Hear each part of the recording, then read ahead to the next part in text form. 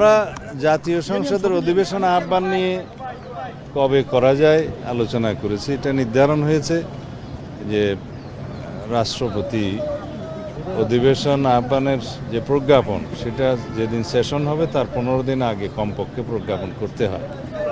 তো এই সামারিটা জাতীয় সংসদ থেকে, জাতীয় সংসদ সচিবালয় থেকে মাননীয় প্রধানমন্ত্রীর দপ্তর হয়ে রাষ্ট্রপতি অধিবেশন আহ্বান করবেন সেই মতে প্রধানমন্ত্রীর পরামর্শ ক্রমেই সংসদ অধিবেশন আহ্বান করবেন রাষ্ট্রপতি।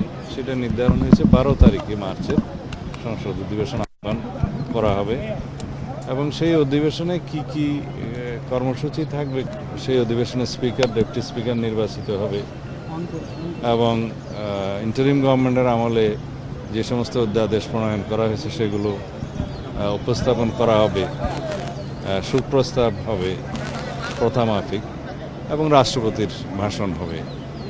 আর অন্যান্য যে সমস্ত বিষয় থাকবে সেগুলো পার্লামেন্টের রেগুলার যেগুলো জব সেগুলো হবে।